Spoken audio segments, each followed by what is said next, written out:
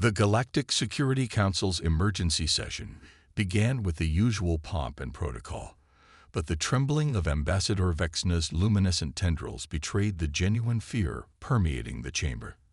The massive holographic display at the center of the room showed what remained of the Centauri defense fleet, now little more than scattered debris across the starlit void.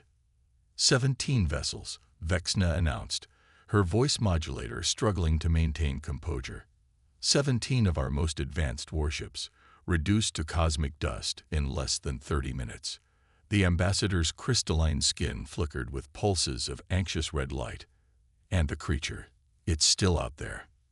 The chamber, usually alive with the gentle hum of hundreds of species conversing through their universal translators, fell into an uncomfortable silence.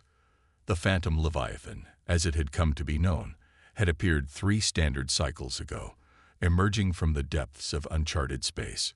Since then, it had torn through the defenses of 3 major civilizations as if they were made of paper. High Commander Zixtal, a towering figure of metallic scales and cybernetic enhancements, stepped forward. We've analyzed every encounter. The creature appears to be growing stronger with each attack. It absorbs energy weapons, regenerates from physical damage, and seems to learn from every attempt to stop it. The Hive Mind Collective lost an entire battle group trying to establish psychic contact. From her seat in the Observers section, Commander Elena Chen of the United Earth Fleet watched the proceedings with growing interest. Humanity, being one of the youngest spacefaring species, rarely received invitations to these high-level security meetings, but desperate times had forced the Council to cast a wider net for solutions. Perhaps, Elena spoke up, her voice cutting through the murmurs of despair. We're approaching this all wrong. The chamber's attention shifted to her, a mix of desperate hope and barely concealed disdain. High Commander Zixtal's cybernetic eye whirred as it focused on her. The human wishes to speak. Tell us, what insight could your primitive species offer that our combined millennia of experience have missed? Elena stood, straightening her midnight blue uniform. You're all treating this creature like an enemy combatant, but from the footage I've seen, its behavior suggests something else entirely. She gestured to the holographic display, which still showed the aftermath of the battle. Notice how it doesn't immediately attack. There's always a period of observation first, and it only responds with force when approached with weapons. Ambassador Vexna's tendrils twisted in confusion. Are you suggesting we simply allow it to roam freely through civilized space? It has destroyed billions of credits worth of infrastructure.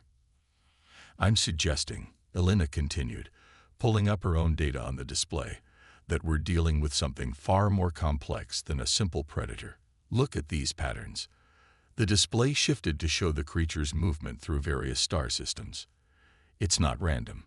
It's searching for something. High Commander Zixtal laughed, a harsh mechanical sound. Searching. It's a beast, Commander Chen. A particularly dangerous one, but a beast nonetheless. We've analyzed its neural patterns, what we could scan of them. Anyway, they're completely alien to anything in our databases. Exactly, Elena smiled. Alien. Not primitive. Not simple. Just different. And we humans have some experience with understanding things that seem incomprehensible at first glance. She pulled up another display, this one showing Earth's historical records. 300 years ago, we thought great whales were mindless monsters that threatened our ships. Now they help us maintain our oceanic climate regulation systems. 200 years ago, we feared the great predators of our savannas. Today, they work alongside us in environmental restoration projects. You cannot possibly be suggesting.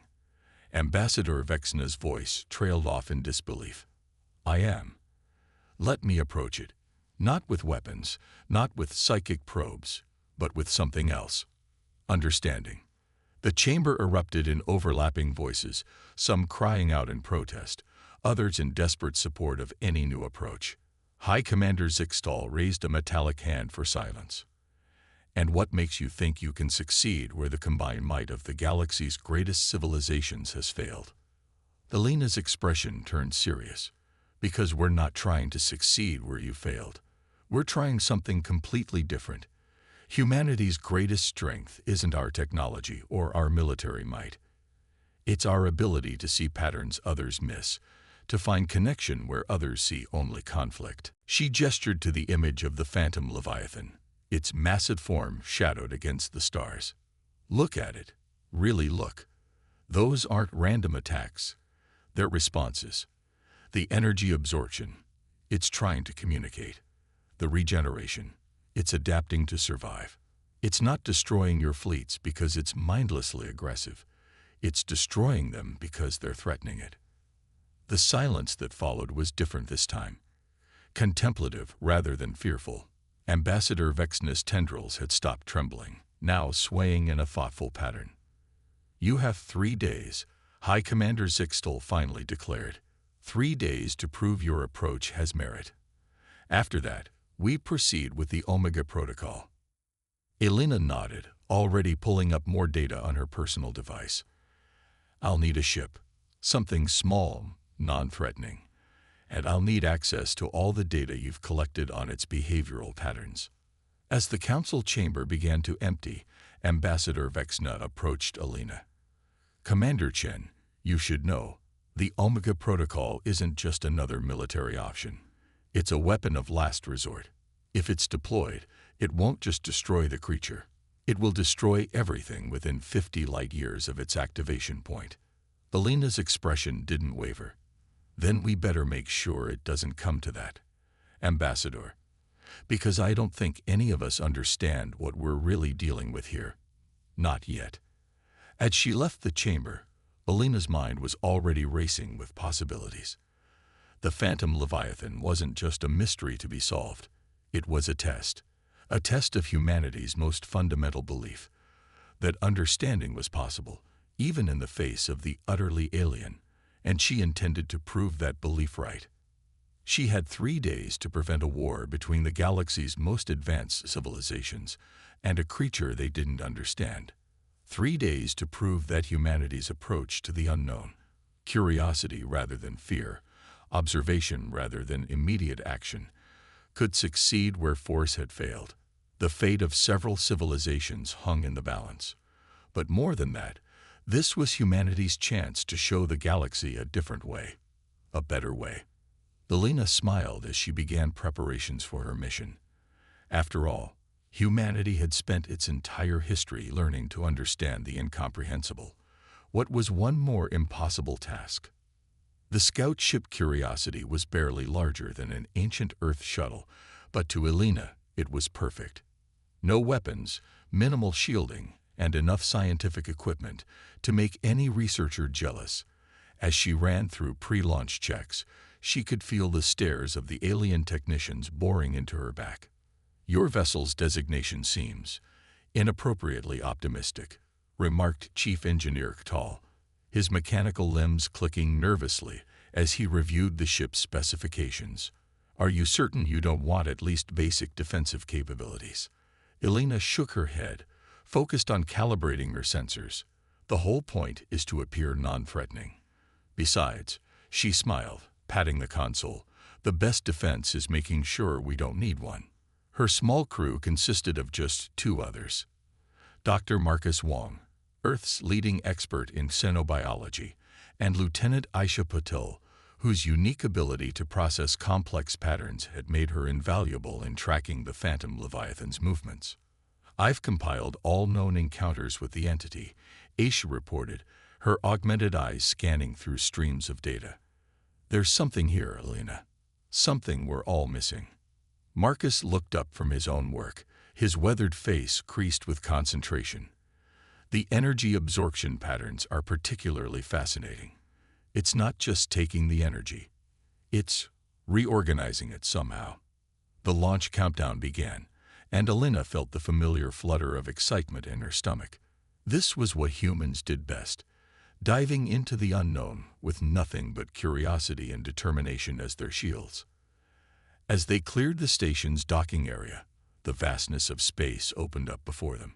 Somewhere out there, the most powerful entity known to galactic civilization was waiting, and they were going to try to talk to it. Last known coordinates locked in, Asia announced. The entity was spotted in the Carina Nebula sector about 6 hours ago. Elena nodded, setting their course. Let's start with observation. No active scans, no probes, just passive sensors and good old-fashioned watching. The journey took them through regions of space that other ships now avoided. The debris fields of previous encounters floated like cosmic graveyards, telling stories of failed attempts at force and control. "Look at this," Marcus called out, pointing to his display. "The damage patterns aren't random. There's a consistency to them, like it's writing something." Elena leaned over to study the debris field. "Can you map it? Compare patterns across different encounters." For the next several hours, they worked in silence, each focused on their tasks. Aisha tracked movement patterns, Marcus analyzed energy signatures, and Elena watched. She watched how the debris moved, how energy flowed through space in subtle currents, how light bent around certain areas in ways it shouldn't. "There," she suddenly exclaimed, pointing to a seemingly empty section of space. "Do you see it?" Her colleagues looked but saw nothing unusual. Elena quickly adjusted their sensors, filtering out certain wavelengths of light. And there it was, a massive shape, almost invisible against the backdrop of space, moving with impossible grace for something its size. The Phantom Leviathan was beautiful. Not in any conventional sense, but in the way that natural forces are beautiful, raw, powerful, and utterly indifferent to human concepts of aesthetics. Its form seemed to shift and flow, as if it existed partially in dimensions they couldn't perceive. "Starting recording," Aisha whispered, though there was no need for quiet in space. Some moments just demanded reverence. "Look at how it moves," Marcus observed. "It's not just traveling through space. It's interacting with it. Those energy patterns we detected, they're not weapon discharges. They're communication." Elena felt a theory beginning to form in her mind. "It's not destroying ships because they're ships," she mused. "It's destroying them because they're disrupting something we can't see." As if in response to her words, the creature turned. 3 days of travel, and in seconds, their quarry had found them. The Phantom Leviathan's full attention was now focused on their tiny vessel.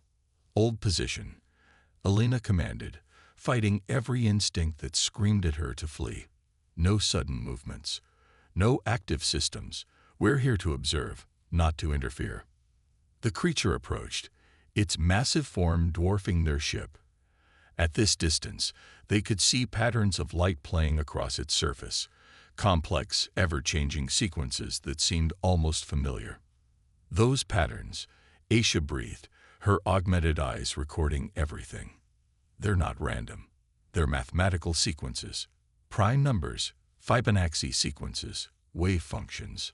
Marcus was frantically analyzing the data streaming in from their passive sensors.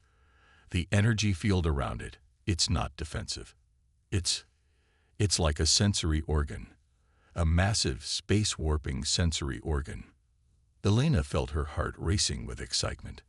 This wasn't just a breakthrough. It was confirmation of everything humanity had always believed about the universe. That understanding was possible. That intelligence could take forms we never imagined. That fear and force weren't the only responses to the unknown. The Phantom Leviathan hung before them, its massive form now producing patterns of light that seemed directed specifically at their ship. It was trying to communicate. "Send it back," Elena ordered. "Simple mathematical sequences. Start with prime numbers." Using their ship's external lights, they began blinking out the sequence. 2, 3, 5, 7, 11. The creature's response was immediate. The patterns across its surface changed, completing the sequence and then extending it, adding complexity upon complexity until the mathematics became a dance of light and energy that threatened to overwhelm their sensors. "It's not just intelligent," Elena realized, watching the display in awe. "It's trying to teach us something." But before they could delve deeper into this revelation, their ship's emergency systems activated. A massive fleet was emerging from hyperspace, the combined forces of the Galactic Security Council, armed with the Omega Protocol weapon. They had run out of time. Elena grabbed the communications controls. "This is Commander Chen to the Council fleet. Stand down. We've made contact. The entity is intelligent and attempting communication." The response came from High Commander Zixtal himself. "Your time is up, Commander. We're not risking the safety of the galaxy on your theories about communication with a monster." As the fleet moved into attack position, Elena watched the Phantom Leviathan's patterns change. The beautiful mathematical sequences were replaced by something else, something that made her blood run cold. She recognized these patterns. They weren't just communication. They were a warning. "All ships, power down your weapons." Elena's voice cut through the chaos of emergency broadcasts. "You're not seeing the threat. You're seeing a guardian." The Phantom Leviathan's form had begun to shift, its patterns growing more intense. Around them, space itself seemed to ripple like the surface of a disturbed pond. The Council fleet held position, their weapons charged, but not yet firing. "You have 10 seconds to clear the area, Commander Chen." High Commander Zixtal's voice crackled through the comm. "The Omega Protocol has been authorized." Marcus was frantically analyzing the new data pouring in. "Elena, these energy patterns, they're not random distortions. They're maintaining something. Some kind of fabric in space itself." 8 seconds. Aisha's augmented eyes widened as she processed the patterns. "It's a network. The places it attacked, they weren't random. They were all points where our hyperspace lanes were damaging something we couldn't see." 5 seconds. Elena made her decision. Instead of retreating, she pushed their small ship forward, placing it directly between the fleet and the Phantom Leviathan. "If you fire that weapon, you won't just kill this creature.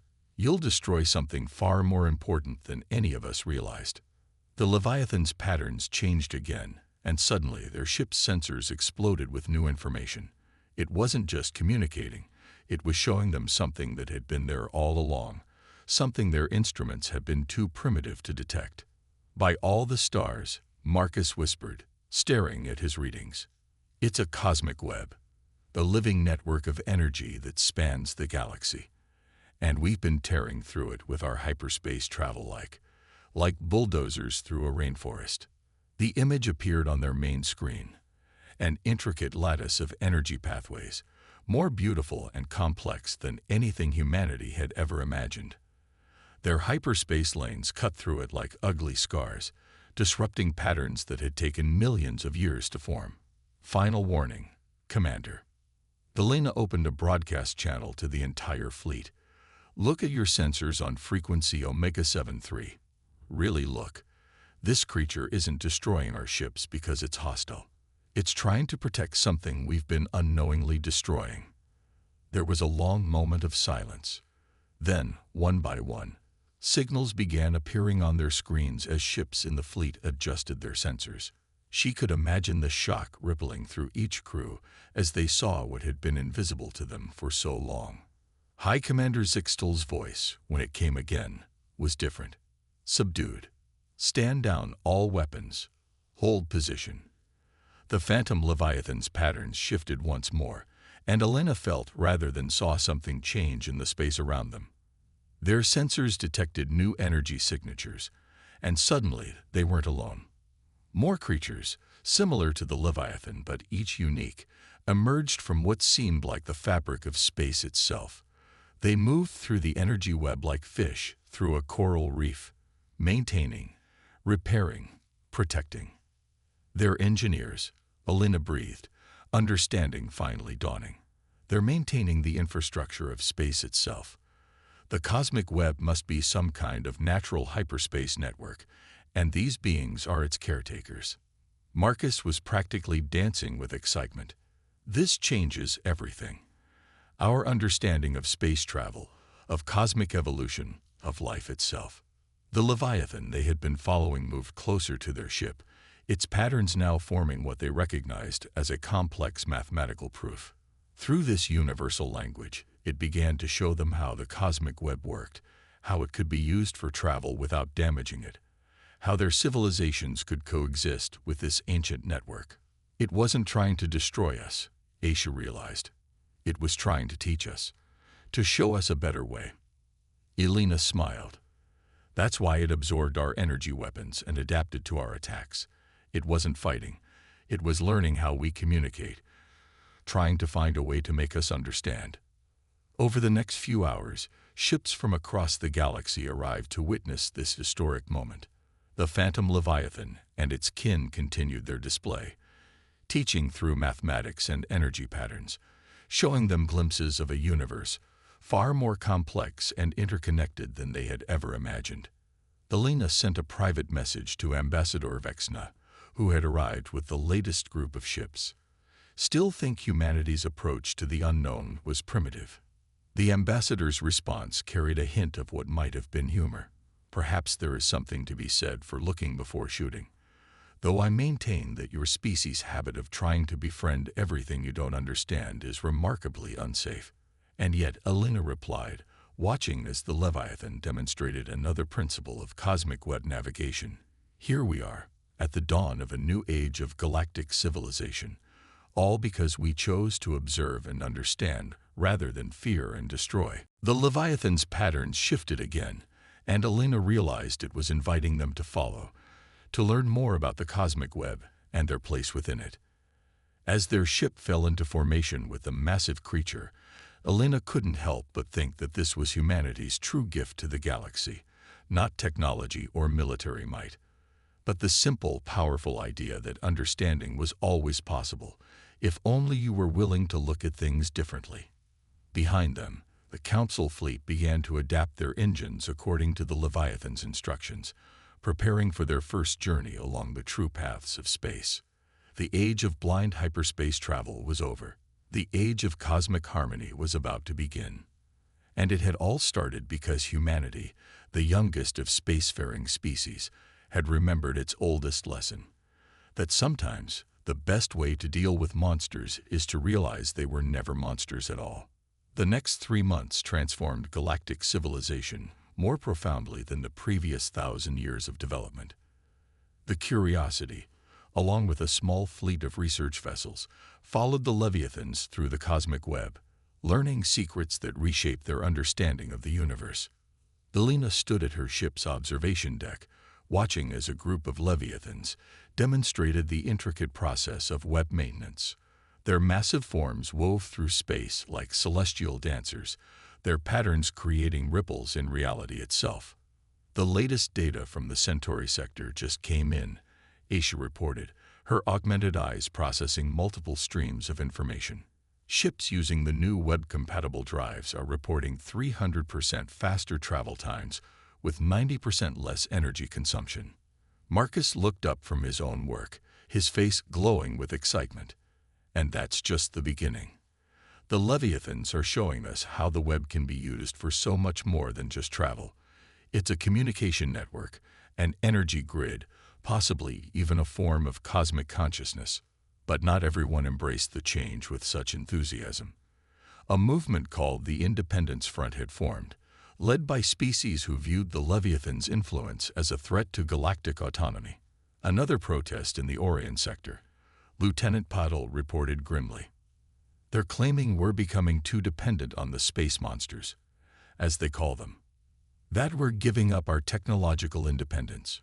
Elena shook her head, watching as one of the younger Leviathans, they'd named it Nova, demonstrated a particularly complex web-weaving pattern. They don't understand. We're not giving up anything. We're gaining everything. The ship's comm system chimed with an incoming message from High Commander Zixtal. His metallic face appeared on the main screen, looking more troubled than usual. Commander Chen, we have a situation. The Independence Front has acquired weapons capable of disrupting the cosmic web. They're threatening to use them unless we sever all contact with the Leviathans and return to traditional hyperspace technology. Elena felt her heart sink. They'd come so far, learned so much, and now this. Have they seen the latest data? The improvements in everything from communication to energy distribution. Fear rarely responds to data. Commander, Zixtol replied grimly. They'd given us 48 hours to comply. Outside the ship, Nova had stopped its demonstration. All the Leviathans had. Their patterns had changed to something Elena had never seen before. Complex, rapid sequences that seemed to pulse with urgency. Marcus's instruments were going crazy. Elena, you need to see this. The web, it's showing signs of stress. Not just from the Independence Front's threats, but from something else. Something bigger. Aisha's augmented eyes widened as she processed the new patterns. It's like the web is preparing for something. Some kind of cosmic event we can't yet see. The realization hit Elena like a physical force. That's why they finally revealed themselves to us. Why they chose now to make contact. They knew something was coming. Something they couldn't handle alone. The Leviathan's patterns confirmed her theory, showing them images of a massive disturbance approaching galactic space, a natural phenomenon that would require the cooperation of both the Leviathans and the galaxy's civilizations to survive. Get me a channel to the Council, Elena commanded, and to the Independence Front. They need to see this. As her crew worked to establish communications, Elena studied the Leviathan's warning patterns. The approaching phenomenon wasn't just a threat. It was an opportunity. A chance to prove that the partnership between organic civilizations and these cosmic engineers wasn't just beneficial, it was essential. Nova approached their ship, its patterns forming what they now recognized as a question. Would humanity once again stand between destruction and understanding? Would they help bridge the gap between fear and cooperation? Elena's response was immediate. She activated the ship's external lights, signaling in the mathematical language they'd learned from the Leviathans. We stand together. The other Leviathans gathered around, their patterns synchronizing in what Elena had come to recognize as approval. They had chosen humanity as their intermediaries wisely, a species young enough to still embrace change, yet experienced enough to understand the value of cooperation. As the emergency council session was being arranged, Elena received another message, this one from Ambassador Vexna. The Independence Front leaders have agreed to attend. Whatever you're planning, Commander, it better be good. Elena watched as Nova and the other Leviathans began a complex dance through space, weaving patterns that would show the galaxy both the danger they faced and the solution they could achieve together. Oh, it will be, she replied. We're about to show them that independence doesn't mean isolation. That strength doesn't come from standing alone, but from standing together. The Leviathan's patterns intensified, creating a display that would be visible across half the galaxy. It was time to show everyone that the future belonged not to those who clung to the past, but to those who were brave enough to embrace a new way forward. A way that combined the wisdom of ancient cosmic engineers with the innovation of young civilizations. A partnership that could face any challenge, survive any storm, and emerge stronger together than they ever could have been apart. The dance of diplomacy was about to begin, and humanity would lead the way. The great hall of the Galactic Unity Station hummed with tension. Representatives from every spacefaring civilization sat alongside leaders of the Independence Front, all watching as Elena Chen prepared to show them what the Leviathans had revealed. What you're about to see, Elena began, standing before the assembled delegates, isn't just a threat. It's the reason for everything that's happened in the past 3 months. The holographic display activated, showing a massive disturbance approaching the galaxy's outer rim. A wave of pure energy, powerful enough to disrupt the very fabric of space-time. The Leviathans call it the Great Harmony. Elena continued. It's a natural phenomenon that occurs once every million years, a cosmic reset that can either destroy a galaxy or transform it. Nova and 3 other Leviathans appeared outside the station's massive viewing windows, their patterns synchronizing to enhance the holographic presentation. Through their combined efforts, they showed the assembled leaders what would happen if the wave hit an unprepared galaxy. The simulation was devastating. Traditional hyperspace lanes would collapse. Communication networks would fail. Entire civilizations would be cut off from each other. leading to a dark age that could last millennia. But it doesn't have to be this way, Alina said, nodding to Nova. The Leviathan's patterns shifted, showing an alternative future. The cosmic web isn't just a transport network. It's a living shield, a natural defense against cosmic events like this. And for the first time in our galaxy's history, we have the chance to work with its caretakers to not just survive the Great Harmony, but to use it. The new simulation showed something beautiful. The combined efforts of Leviathan and technological civilization working together, using the wave's energy to strengthen the cosmic web, to evolve their methods of travel and communication into something entirely new. This is why the Leviathans revealed themselves now, Alina explained. They knew they couldn't handle the Great Harmony alone. Not anymore. Not with how complex galactic civilization has become. They need us as much as we need them. The leader of the Independence Front, a being of pure energy contained within a crystalline matrix, spoke up. And we're supposed to just trust these creatures. Give up our technological independence. Alina smiled. No, we're supposed to grow beyond the idea that independence means isolation. The Leviathans don't want to control us or change us. They want to partner with us, to show us how to be part of something greater without losing who we are. Nova moved closer to the window, its patterns forming complex equations that demonstrated how traditional technology could be integrated with the cosmic web, creating something greater than either could achieve alone. Look at what we've already accomplished in 3 months, Alina continued. Faster travel, cleaner energy, better communication, and we've barely scratched the surface. The Great Harmony isn't coming to end our civilization. It's coming to help us take the next step in our evolution, but only if we're brave enough to take it together. The chamber erupted in discussion, but Alina wasn't finished. She nodded to Aisha, who activated the final simulation. It showed the galaxy as the Leviathans saw it, not as separate civilizations divided by space and species, but as one vast, interconnected symphony of life. This is what humanity brings to the galaxy, Alina declared. Not just technology or military might, but the ability to see connections where others see divisions, to find harmony where others hear only discord. We're the youngest species in this room, but maybe that's why we can still see the simple truth. The universe isn't a battlefield to be conquered. It's a garden to be tended.